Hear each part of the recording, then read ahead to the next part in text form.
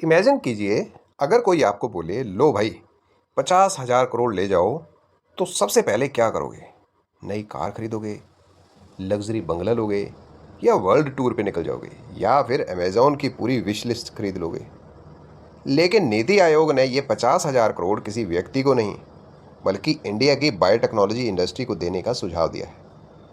और बिलीव में, ये केवल फंडिंग ही नहीं, ये भारत की बायो इकोनॉमी रेवोल्यूशन की शुरुआत हो सकती है।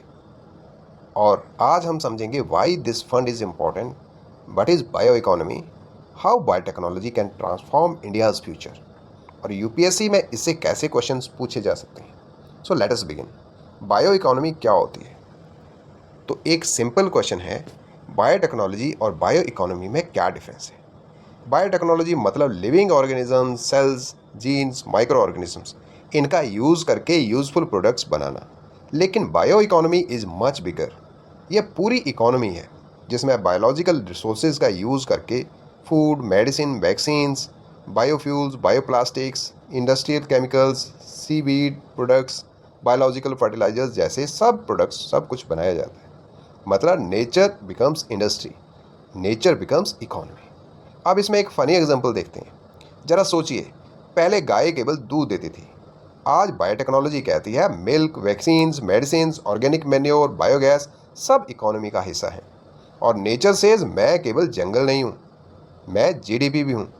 और why this is in news? तो NITI Aayog released road map for building India as a leading bio economy power house by 2035। मतलब 2035 तक जो है वो leading bio economy power house बनने का सपना। सो इस रिपोर्ट में सबसे बड़ा प्रपोजल है 50,000 करोड़ रुपए बायो इकोनॉमिक ग्रोथ फंड। इस फंड का पर्पज़ है research, innovation, commercialisation, bio manufacturing, startups, deep tech companies और बायोटेक्नोलॉजी इंडस्ट्रीज़ को सपोर्ट करना। सो वैली ऑफ डेथ क्या है? तो वैली ऑफ डेथ सुनने में हॉरर मूवी लगती है, लेकिन साइंस में इसका अलग मीनिंग है। सपोज एक साइंटिस्ट लैब में अमेजिंग मेडिसिन बना देता है, research successful, paper published, everyone is happy.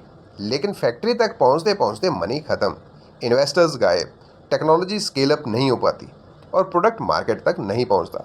यही गैप कहलाता है valley of death.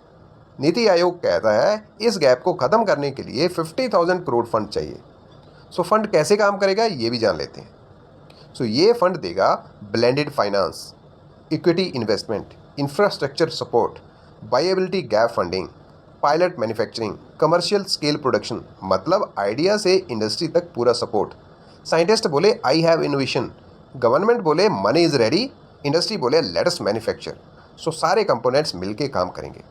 So 6 national bio missions क्या है ये?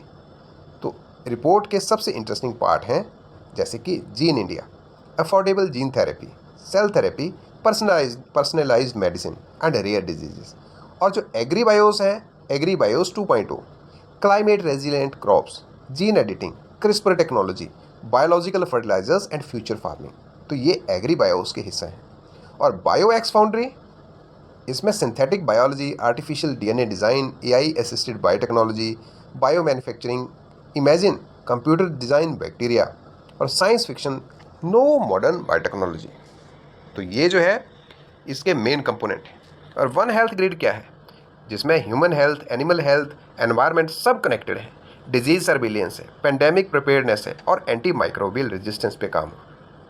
और मेराइन बायोटेक्नोलॉजी, इसमें sea weeds farming, marine medicine, blue economy और ओशियन बायोटेक्नोलॉजी आ जाता है। और सिक्स्थ है बायो फार्मा नेक्स्ट, इसमें biologics, biosimilars, AI drug discovery, future vaccines and cancer medicine पे काम होगा। सो साइंस एंड टेक्नोलॉजी के एंगल से देखें तो CRISPR, synthetic biology, genome editing, biologics, fermentation technology, precision medicine, industrial biotechnology, AI drug discovery, marine biotechnology, bio informatics, one health and exam में ऐसे ऐसे और भी डायरेक्ट क्वेश्चन पूछे जा सकते हैं। सो इंडिया का क्या टारगेट है?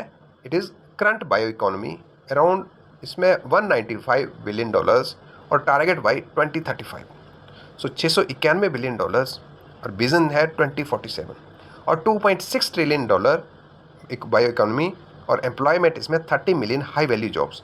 मतलब बायोटेक्नोलॉजी केवल लैब नहीं रहेगी, ये इंडियाज़ इकोनॉमिक इंजन बन सकती है।